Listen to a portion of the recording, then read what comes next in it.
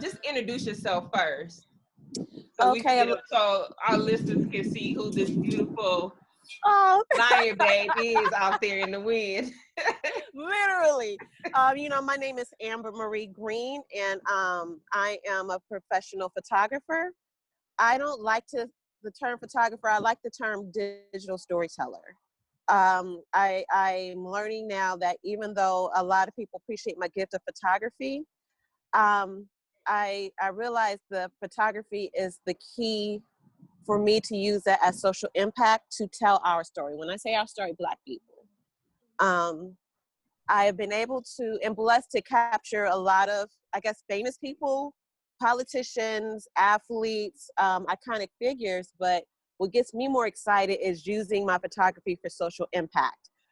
Going out in the streets and telling our story in this true, authentic way and getting in front of our narrative, because the mass media is never going to depict us in a positive light. So just to have that power, even when you and I first met at the auto show, and the group photo we took was so powerful to me to be amongst, black publicists, Black photographers, Black videographers, Black writers, blacks in media. So that's just what my advocacy is about. I was following you when we first went into quarantine. I don't even know what other word to use it. I want to say isolation or find a positive word. But you were going out there and getting the stillness. Yes, ma'am. And to me, it was almost like a scary movie thriller of the city, because I've never been in the city and not seen footsteps. So how was that experience for you? It was scary as hell, because literally the day, and I remember March 21st, 2020, was a Saturday when J.B. Pritzker announced the stay-at-home order. Sorry, I just want to make sure. I may have to go inside to charge my phone. I didn't prepare properly for this. I apologize. And people were scared.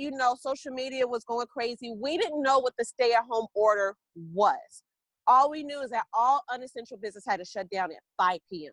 We didn't know if we had to run to the store and get everything. We didn't know if we weren't allowed to ever leave the house again. We didn't know if this was a form of martial law. Like, nobody knew. So while everybody was going to the stores and screaming, something just told me to grab my camera and just hit the streets.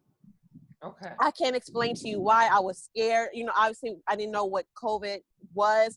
I didn't know if I was going to contract it. I don't know if I'm being reckless and going out there and bringing something back to my child. But I just kept feeling that push, like, this, Amber, this has never happened in nobody's history, not in our grandfather's like, this is history. And we are going to have to document it, because it's going to be fabricated years from now. Our great-grandchildren are going to read about this.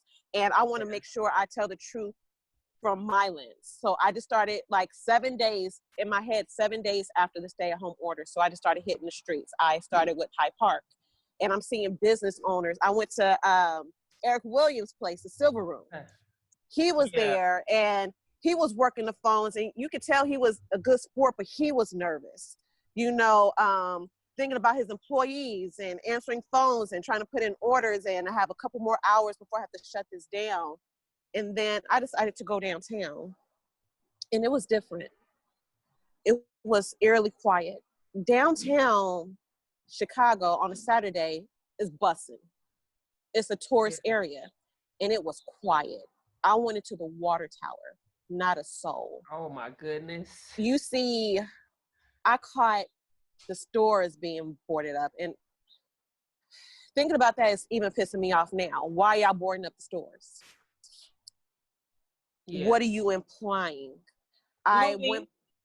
Blew me. I went past past T-Mobile store on Magnificent Mile, and I took a photo of it. It had a sign that says, all cash and appliances and devices have been removed. Yeah. Also, I noticed all the homeless people, just they're forgotten. People walking by with their mask on, taking a stroll down Magnificent Mile, but homeless people are still with their signs forgotten while there's a stay-at-home order. So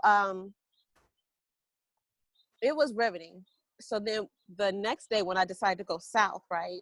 Okay. where Chicago's the most segregated city.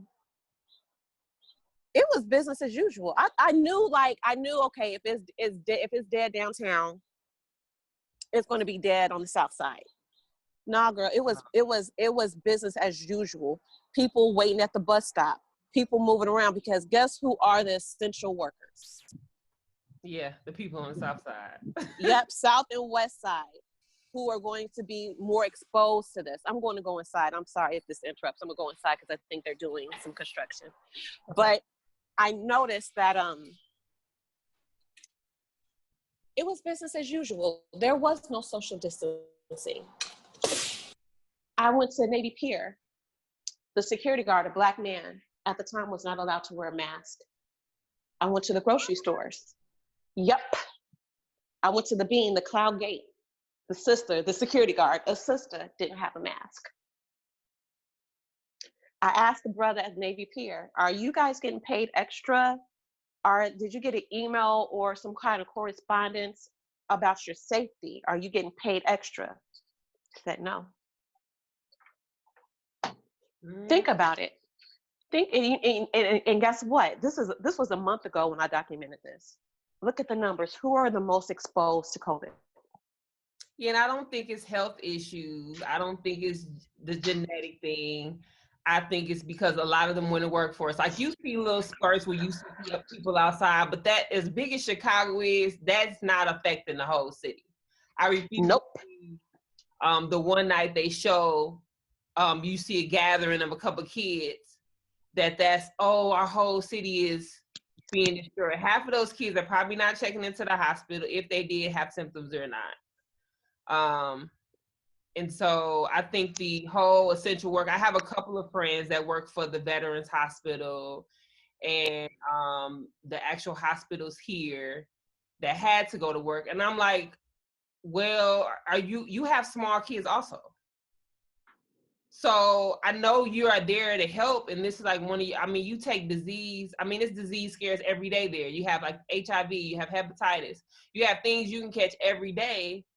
But in the midst of this, there's no preparation. I can't believe that there's no preparation. I can't believe that they don't have anything in place for any type of emergency. You do it with any emergency. You just say, okay, what if this happens?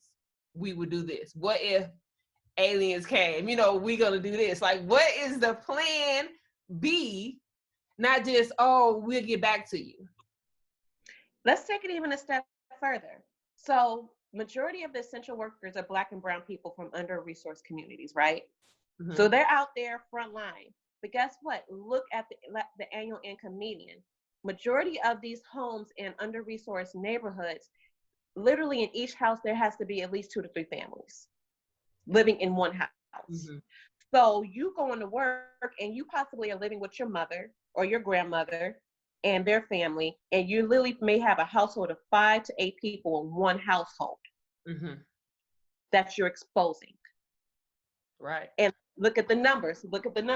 Who has been most impacted? The African American community. And you may be in an apartment building that has 4 or 5 other apartments just like that. So you coming in and out of a hallway.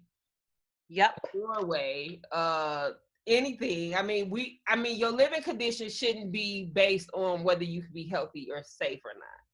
And see, that's the biggest issue I've had with it. Luckily I don't stay in a crowded neighborhood because I don't actually live in Chicago. But we have like the major grocery stores and major this, and they didn't have anything in place. And so people were going and trying to get stuff, where you the curbside. And that was ridiculous. Mm-hmm. And then you have other people that didn't believe in the pandemic. And then you have people that, when you see the list, it's like general hygiene. And that's the type of stuff even I've seen photographers document is people having to sit there, or people being in pain. And I've had a couple of friends pass from other illness because they had to be in the hospital at that time. So they said they didn't have COVID. Oh my God. Just imagine you are getting the least amount of service. So even that, to be in those conditions, the nursing homes, I had several people had family members pass in the nursing homes, as well as a worker that has to be was exposed. And so I know everyone says like, okay, this didn't just happen. The nation wasn't just notified. I even remember having symptoms of being just as sick earlier in the year, and I didn't know what I had because I'm never sick. Mm. I kind of just thermal flued it until I was better. And I always isolate myself when I'm sick because I have children.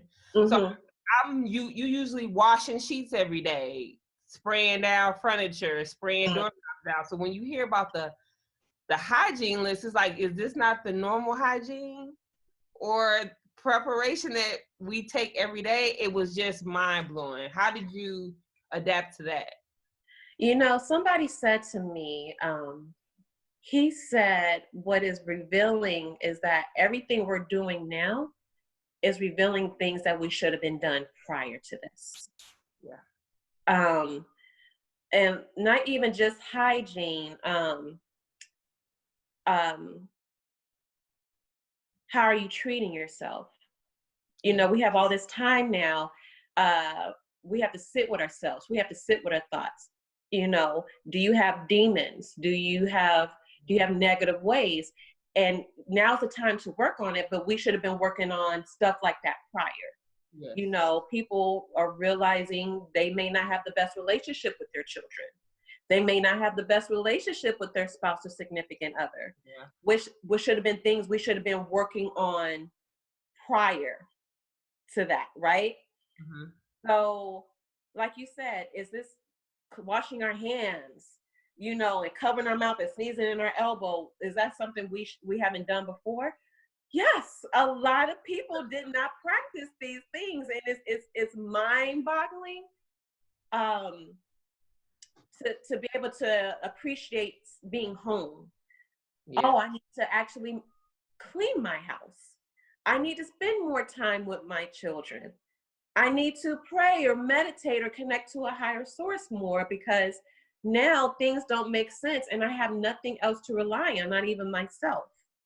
So the way I am looking at this, I you know, and I'm not minimizing anybody's experience, how they deal with this, but I firmly believe, whoever you believe in, whatever your higher source is, they, she, or it hit the reset button. Yeah. Because if you really think about it on a more collective level, the playing field is even.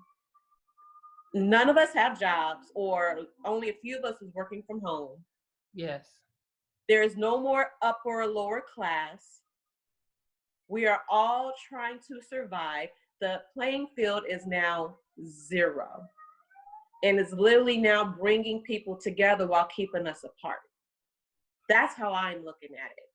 Yes. And I hope we are taking this time to really, really assess what's really important, because there are people who cannot give their loved ones a proper burial.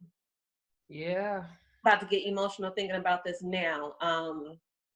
People had to FaceTime their goodbyes to loved ones. You know, a couple of my friends who are videographers, because we're still hustling. The thing is, a lot of us creators, and I know you can relate. Yeah, being creative is all dope and free, and we all need so. But guess what? Our bills is based on our next gig. Yes. And some of my videographers extra loud and for the people in the phone. You know, a lot of my videographer friends, guess what gigs they're taking right now? They're filming funerals. Oh no. They don't want to do that shit. I'm sorry. Like, who wants to film a funeral?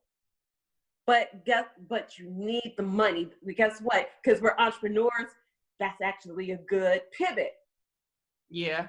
That's actually a good, if we're keeping up with the time. If you take emotions off the table, yes. Yes.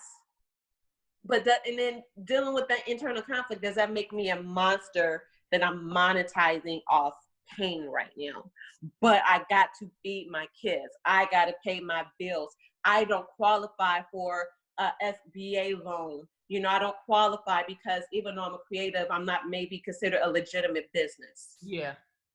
So, you know, a lot of my friends are filming virtual funerals right now.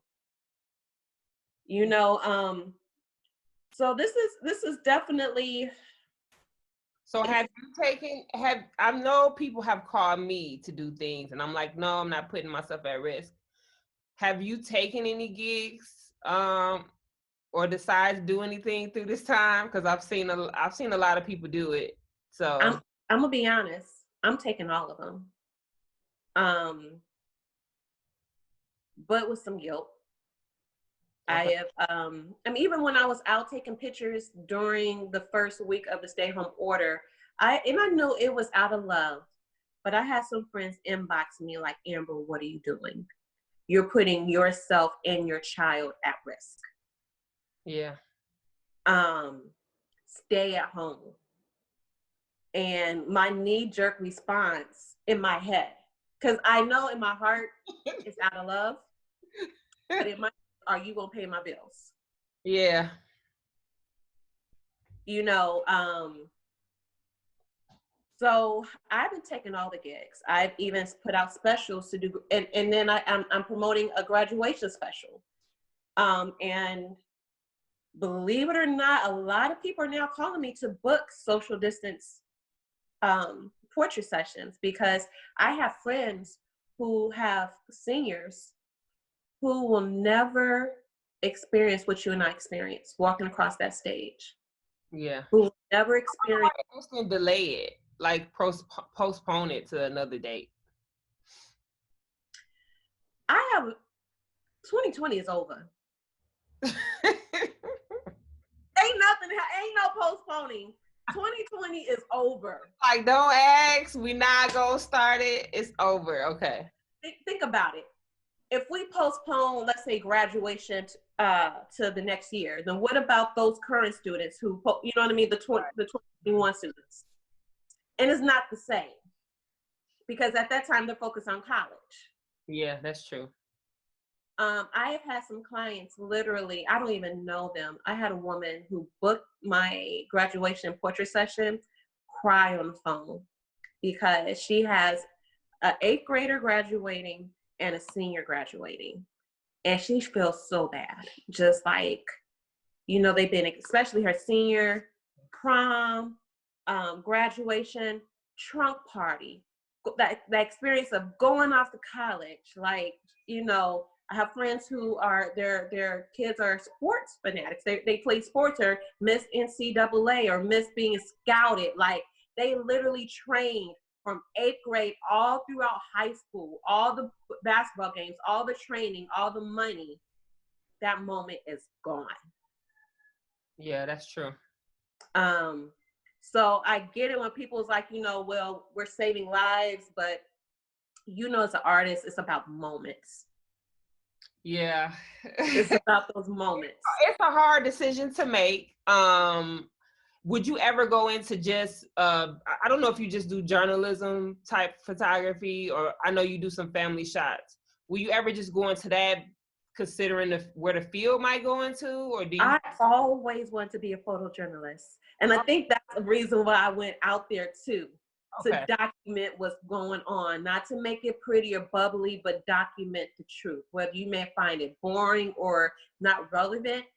But like I said, our grandchildren are going to be seeing my photos years down the line as a part of history. I get it. And you know they're not going to tell the truth about us Black folks. That's why I always got to get in front of our narrative. It's very tricky because I've always been addicted to photography. I wasn't always a photographer though.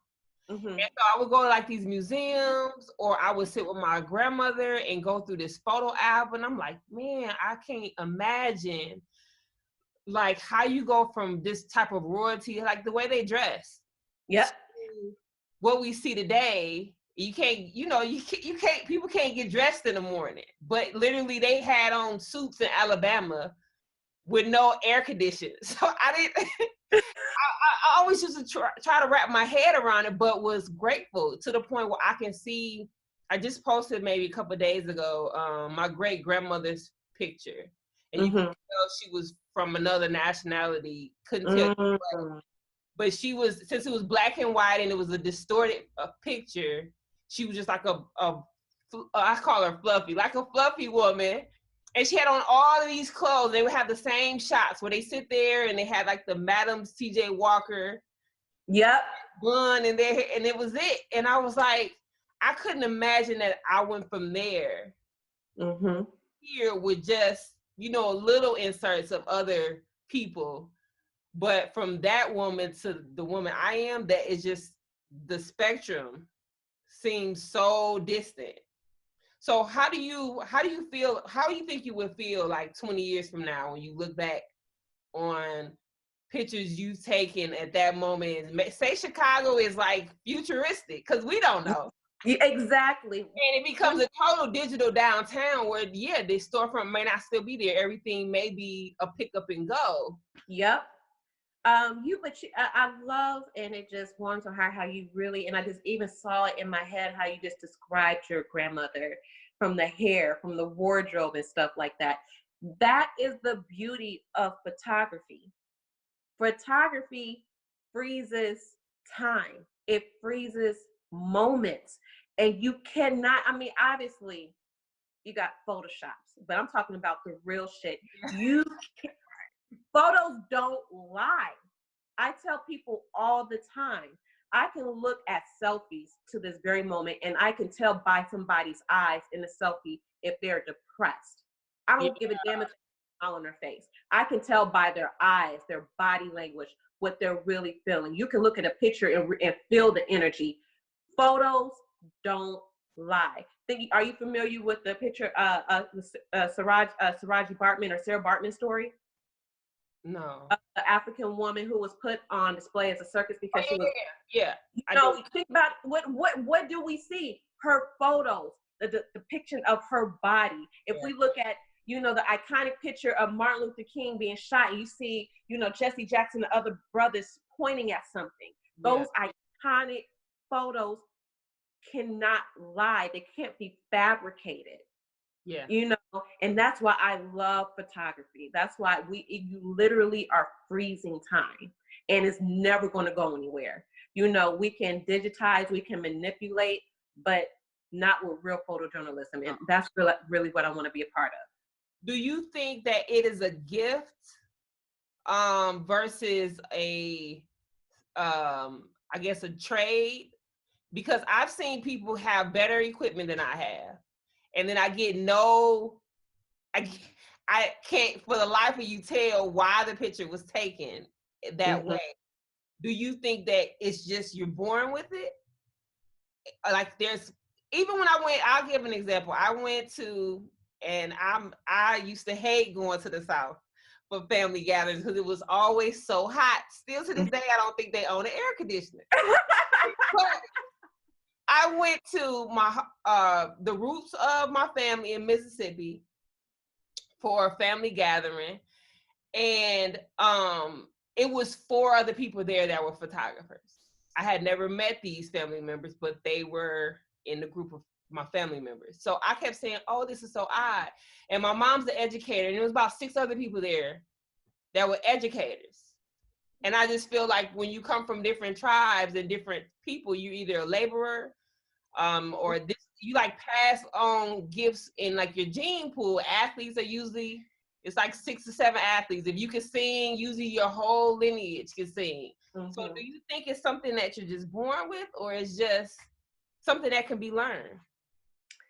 You come with some good questions. To go back what you said regarding the equipment, I had my insecurity starting out as a photographer because I didn't have the best equipment, and I joined all these photography groups, and and you and I both know photography, black or white, is very male dominating. And so, and you see, it's a pissing contest who has the best. It's so funny. It's a pissing contest who have the best equipment.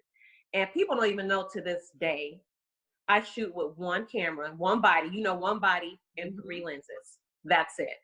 I don't have I mean, of course I have a wish list, but I literally walk around every shot you've seen, every portrait, every celebrity. I have one small backpack because I've learned it's not a gift, it's a gift plus your passion. When you really want to do something, you're going to take what you have, no matter how little it is, and you're going to find a way to make it work. I have seen photographers with thousands and thousands of dollars worth of the best equipment. And kind of like what you say, when I say that, and I hate critiquing another artist's work, but when I say their photos are trash, it's because just like you said, I don't feel the photo. What is the point of this photo? What is the narrative? What is the composition? Why are you, like, did you even take a time to think about why you took this picture? Or did you think about the viewer who's viewing your photo? Why did you take this photo except the fact that you bought expensive camera just to click a button? It has to be the reason to just say, hey girl, I'm a photographer. It has to be the only reason you bought that. Yep. I know when I started, I didn't even have a DSLR. I started with like a regular screen, regular camera. And I was like, oh, these are good photos. And the only thing they could tell me about getting the other one was the size of the photos. Nobody at the store could give me real information on why I needed to pay a couple $100 versus $80. No one had a reason except for, oh, if you're trying to blow the picture up, you may not get the same picture. I'm like, okay, but I don't know which billboard I'm gonna put it on, but whatever. I'll spend the money.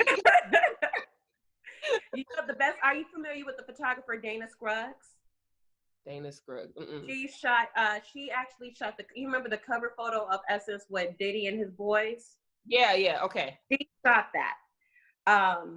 She is actually a childhood friend of mine. We went to the same elementary school here in Hyde Park. And I started noticing she started taking pictures on Instagram of a lot of models. And so she inspired me. I actually reached out to her. I said, look, I want to get into photography. I don't even have a camera. And you know what she responded to me? She said, just start taking pictures. I don't care if it's with a phone, with a point and shoot, with a disposable camera. Just keep shooting. And that's the advice I give anybody who has any questions. Use what you have and perfect it. Yeah. Literally to this day, she has not given me one piece of equipment advice. Just keep shooting. That's it. So, how did you make that jump from, because you say, I guess you take celebrity photos, you were saying it in a very humble fashion. So, you get the funny thing is, those rooms, yeah. The funny thing is, I have learned, and I think Steve Harvey said this, if you want to make money off something, start giving it away for free first. That's going to let you know if you're really passionate about it. Because if you don't mind doing it for free, that means you tapped into your purpose or your passion or something you really enjoy, because it's something you love and you want to share to the world. So I started, when I got my first DSLR, I actually started going around Chicago and started taking pictures of homeless people. I started a page called Chicago Souls. And what I did was I was taking pictures of homeless people, but I also was narrating their story. Are you familiar with Humans of New York? I was inspired by it. I love it. I was inspired by Humans of New York, but I focus on homeless people because they're ignored, they're forgotten. So I would take their picture and I'm like, tell me your story. And I would literally translate their story on my Facebook page. I met a man who was homeless because he was a war veteran. I met a man who was homeless because they closed down the mental institutions. Like stuff we don't think about. We just see a lazy person and we think, a homeless person, we think they're lazy or no, I saw a woman and her 2 children because she can't get off drugs. And I literally, whatever they wanted to talk about, I just transcribed it. And actually a Black-owned tech innovation center saw my work. I'm not familiar with Blue 1647. It was a Black-owned tech innovation center in Pilsen.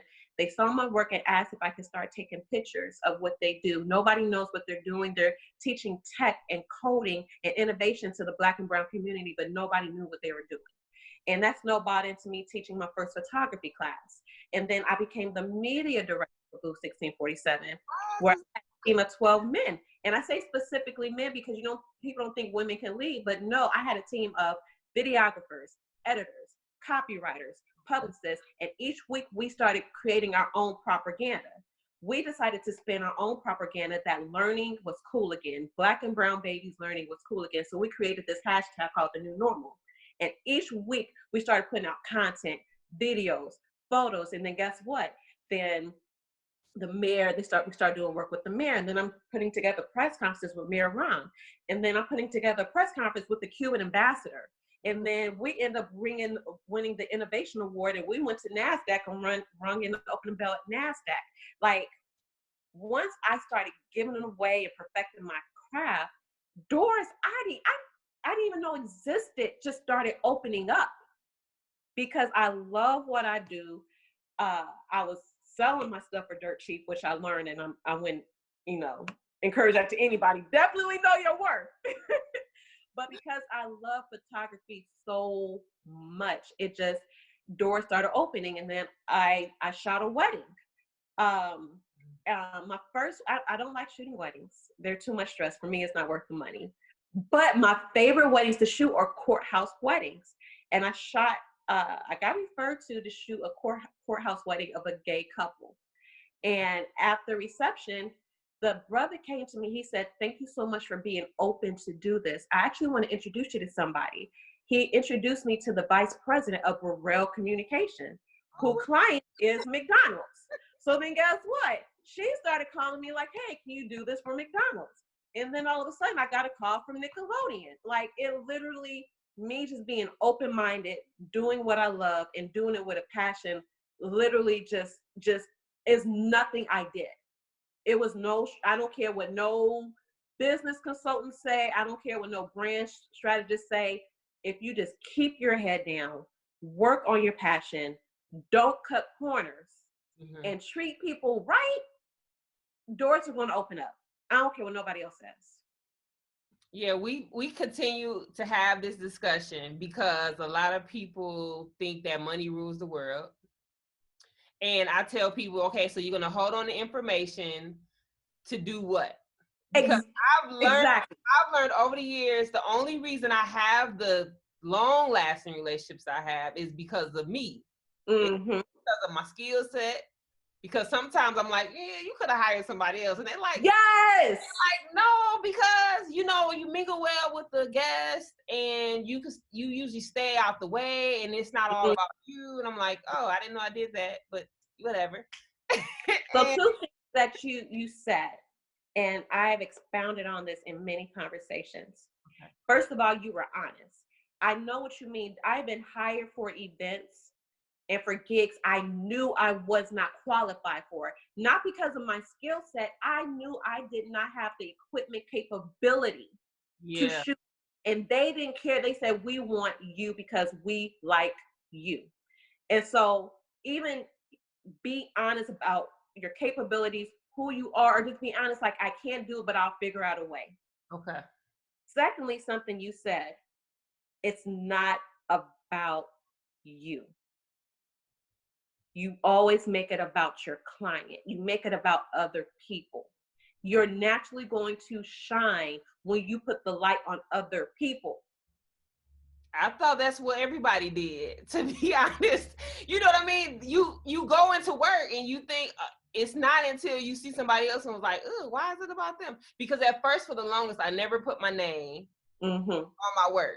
And my mom used to call me and was like, "Did you take that picture?" I'm like, "Yeah." She's like, "Why is it your name on it?" I was like, I never thought about it. They paid, I can't imagine having, unless it's just on my page, why would they share pictures with my name all on it? That was my first thought.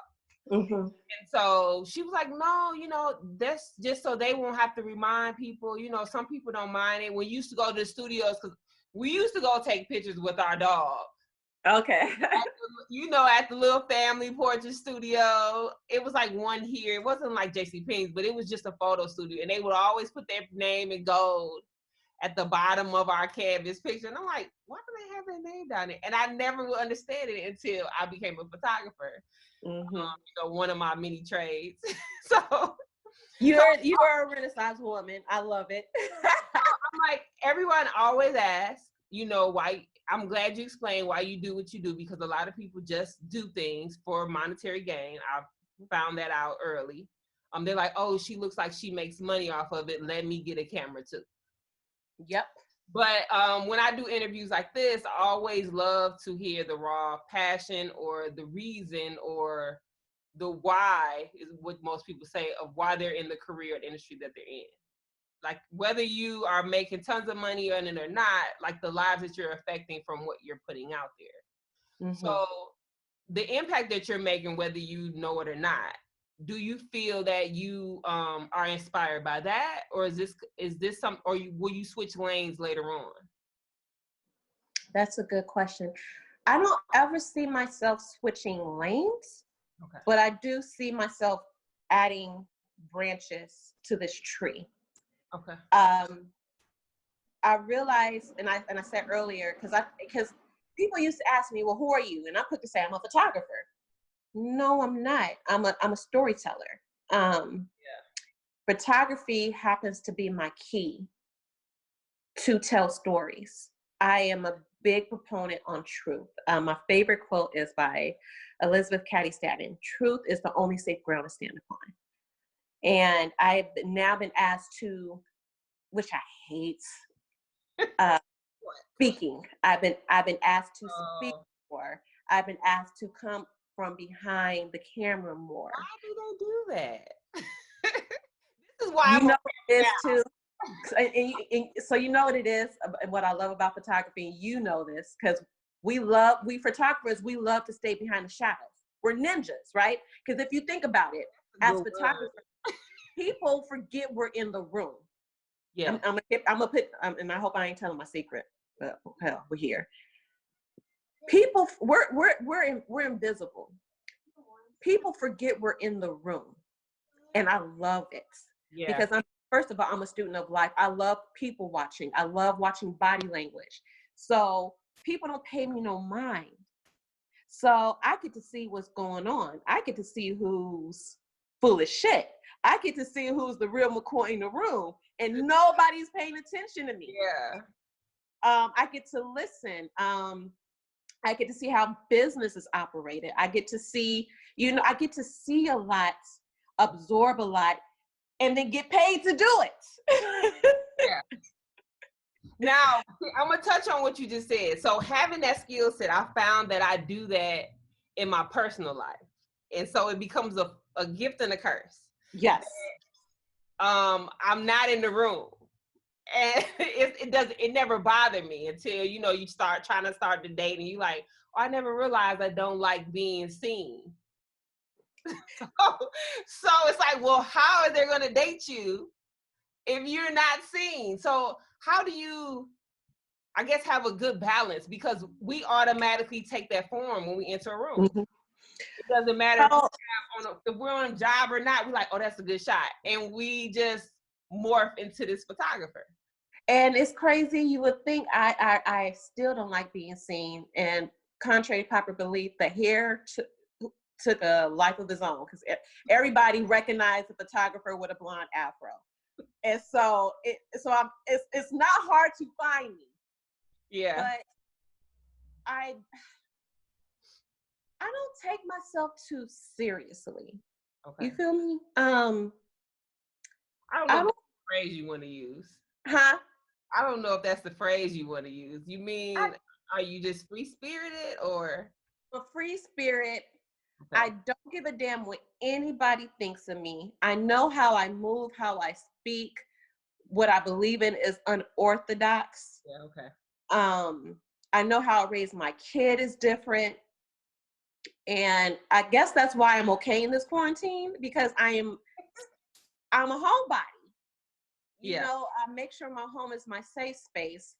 I have to go back where I don't take myself too seriously, because each one of us is a moment away for our lives changing. God forbid we're a moment away when we leave the house, we may not make it back home. It could be a car accident. It could be anything at any given moment. We could be hit with a tragedy, a loss of a job, a death that will keep us, like I said, the playing field is even. Yeah. I don't believe in egos. You know, photography is what I do, but it's not who I am. Because at any given moment, something can happen to me with my hands where I can't do it no more. Then what? We're going to invent something to snap. So we can take it without. I think of that daily because I'm all over the place sometimes. And as soon as I'm like, oh my gosh, you almost lost your hand. Because, you know, we move so freely that also I'd rather live life than sit there and say, oh, something could happen to my hand. I'm just, you know, I'm never that cautious, but then I have to step back like, okay, Coffe, you almost broke your hand. And you know, I am almost 4 months post-surgery. So I've been dealing with health issues. I had to, I finally made the decision. I had to get a hysterectomy due to my 15-year battle with uterine fibroids, which caused me to be extremely anemic. Last year, within 12 months, I had to get 10 blood transfusions.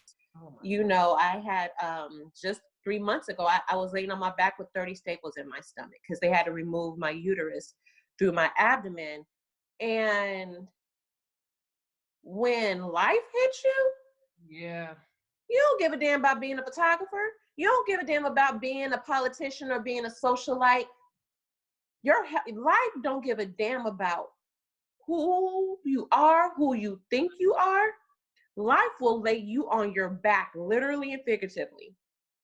Yeah, like it's doing to some people who it haven't done to before. So at this very moment, people are imploding.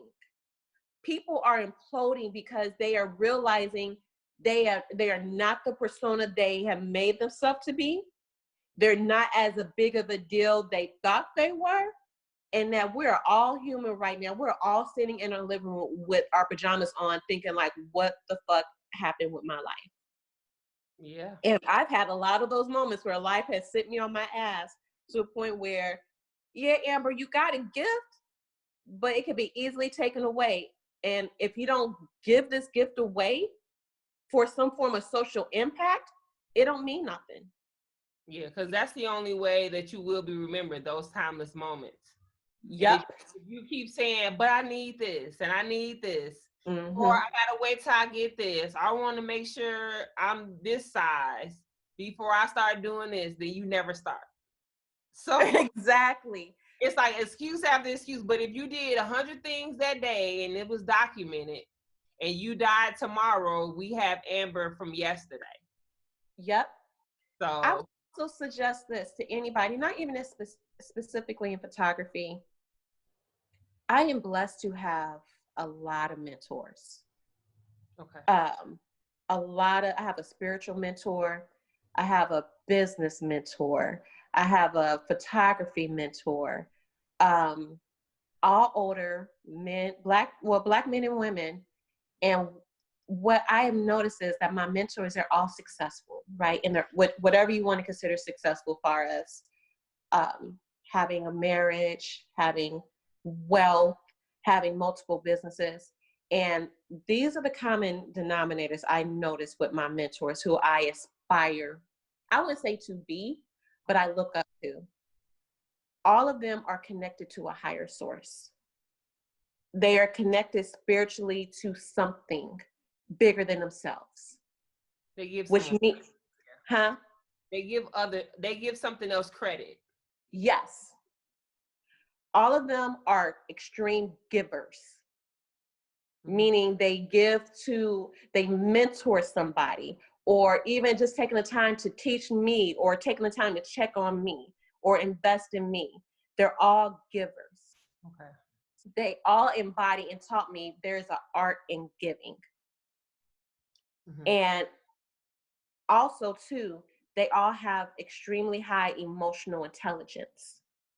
They don't let their emotions dictate their decisions, because I've learned emotions, which are real, they're fleeting.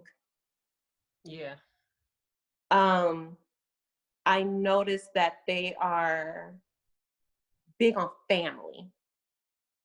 Okay. And then lastly, but not least, they're big on empowering and helping and building the community. Okay. But people who are not doing so well and not right with themselves, they don't do any of those things. They operate in ego. They're selfish. Like you said, they don't want to share information. Their private lives are in shambles. So they may have success as far as wealth, but internally you can see they're not good. Yeah. Because like you said, those pictures don't lie. Let me tell y'all, anybody who's watching this, right? I can look at anybody's selfie, and tell they just got finished crying. They're not really happy. Pictures, especially the eyes, they don't lie. I mean, there's been times where I had to check myself, like, girl, take that selfie down. You know you ain't happy. Like, we've had our moments where we think posting a selfie and saying we're happy, you lying. You post something else. Post that flower, girl. Yeah. Pictures never lie. Okay. Well, what's one piece of advice? Because you gave everyone so many gems today. What's one piece of advice you would give? I guess let's go to our female photographers. Mm-hmm. I'm breaking into this because every industry, of course, seems male dominated. Breaking into this male dominated industry. So funny you say that, because I am literally, as we speak, I'm going to break into another industry right now. I am focused on sports photography, specifically the NFL. I stalked him on Instagram, and he finally agreed that the lead photographer of the San Francisco 49ers, a brother, has agreed to mentor me and help me get into the game. Okay.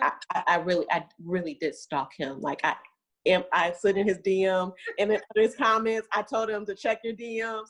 Like, yeah, but I want to break into that industry because I was directly challenged. Last fall, a friend of mine asked me to take pictures. He's a principal of an all-boy high school, and he asked me to take photos of one of their football games. I don't have the right lens, for it. And I told him that. I said, but I'll do the best I can. Okay. So, I went out there, I took pictures and actually posted me taking pictures at the football game. And one of my photography brothers, and I know, let me not speak for him, he inboxed me. He said, what is your pretty little self doing out there taking pictures at a football game? That's why you don't see women in sports. Girl!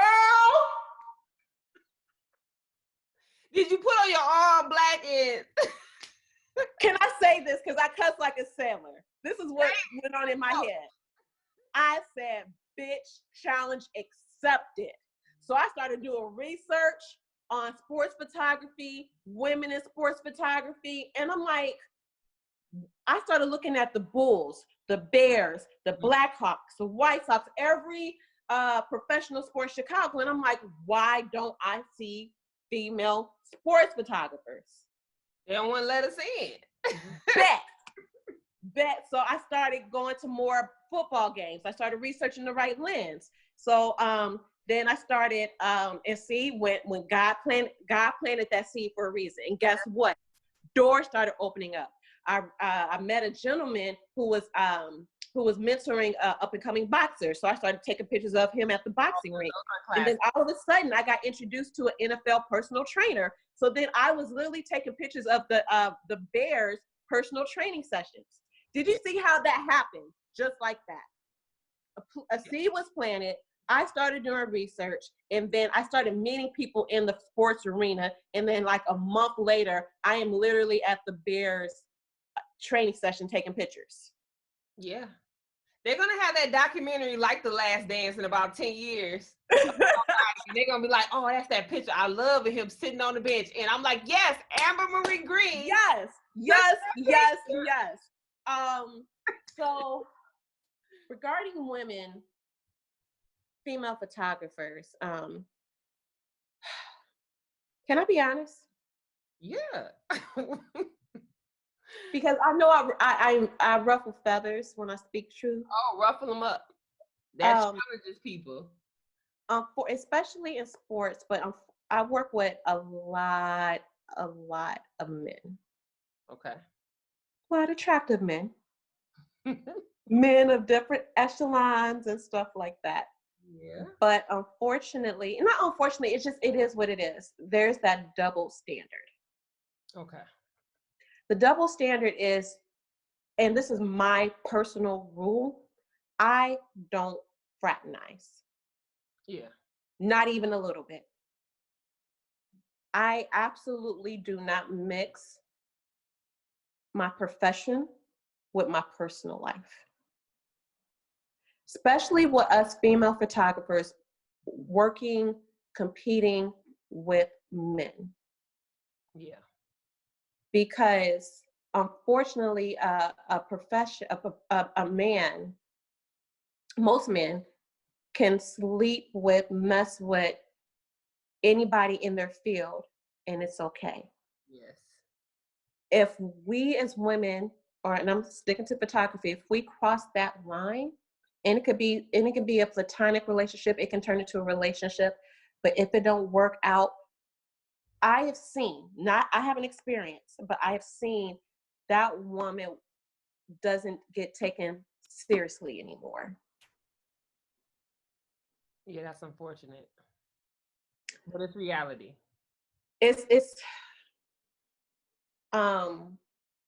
So when I say I'm extremely professional, and I'm extremely professional and very clear when it comes, this is business, this is a business relationship. There is no gray, there is no in between. I keep both my profession and my personal life absolutely separate. They're on different sides of the world. There can't be any chit chatter about Amber and what she's doing and with who. Anybody who speak of me, just Amber, she's nice, she's a dope photographer. She loves her son. And this is the God honest truth. Okay. I've seen women in other professions rock at what they do. But because they got involved with somebody or it didn't work out, her name was slandered and tarnished or just not taken seriously. And I'm not telling nobody what to do. I am just sharing what I have seen time and time again and what I have done to counteract that, and has worked for me. Okay. You look, I gotta know, what is your response? No, I agree, because it's, even though people don't like that it's a double standard, it is. A man can do pretty much whatever, and it's just like a tap on the hand. I personally have never done it, only because it's usually implied. Like I have friends, females that are trying to go into the entertainment, and every time she goes into the studio or tries to go anywhere, it's like, oh, can I get a date? She was like, well, can't you just press record? I'm not understanding why, because I come in here dressed for myself and I'm ready to work, that you think I like you. So I've seen that become an issue where you can have a good close male. I've personally had close male business friends, and then they will say we good friends until some friend stuff happens, and I'm not invited. And I'm like, why wasn't I invited? I thought I was a friend. It's because, oh, I brought a date. I'm like, well, I'm not your date. Like, I can bring a date. I don't understand where your confusion was or my intent. So I've been kicked out a few times of the boys club because it's either they didn't want a female showing up because they were doing, not gentleman things, or they didn't want it to look like we implied that we were together. And I'm like, well, who told you that? Nothing about me says I want you. Like, it's always going to be, it's always, no matter what, it's always going to be implications. I'm quite sure there has been assumptions that I have messed with a certain somebody to get in certain rooms, or they see I have a really good platonic relationship. Skillful is that, oh, how did she get that? Yeah, exactly. It really is. It's just that double standard. It doesn't bother me. I have accepted it, and keeping, like, literally, I mean, the thing is, and not even saying that men are bad, because I've had men I've worked with or in the same vicinity of working with, like, generally ask me out or and let me know that they're interested. And I let them know quick, fast, and in a hurry, it's not going to happen. You've been friend zoned. You're not going to get out of it, and let's get to work. And they laugh like that. And then once they realize, oh, she's serious, then literally the pressure is off. I have a lot of good platonic male friends who I have friend zoned, because I guess I've trained my mind this way. The minute, when it comes to a man and I find him attractive, the moment the moment business get mentioned, or I see us working together or in the same vicinity, my brain just, like, the attraction turns off. Like, they're ugly to me. And I don't see them that way anymore. You know, I don't know what that's going to do for my single life right now, but it has helped. But it has helped my professional career. There's no messiness. There's no drama. I don't have to worry about ever walking into a professional setting and it's awkward because we used to mess around or we dated and it didn't work out. I've seen this over and over. We see it in movies. Like, you see it over and over. And guess who's always on the losing end of that stick? Yeah. The woman. Or her reputation is tarnished, or she loses her job or loses an opportunity, or somebody else tries it with her because they think she's easy. You know, like, I just don't even. Well, that will be a whole nother 30-minute discussion. We know this. So we're going to have to go live one of these days when you get a moment. But yes, I really appreciate you taking time out of your day. We had a couple of hiccups. Again, I'm sorry. I was outside and I thought it was fine. Okay. Our motherhood and our time don't stop. I don't care what gigs come up, what things we have to do. We always have to work on 1,000 things. So absolutely. Well, thank you so much. I look forward to. I know you in the lab, like Dr. Eva, whipping up some stuff. I know. You've been quiet here. Or you're trying to do business with her. She has excellent energy. So make sure you want to be in that room where she is. If she's not in that room, it may be kind of shaky. If you see her in the room, I'm a keen proponent on energy. I know how to exit stage left if the energy is not right. So if she is in a room and you see her leave swiftly, I'm gonna need you to leave. Follow the black rule and leave swiftly. When she Thank leaves. you so much for having me. I had a good time. Thank you so much.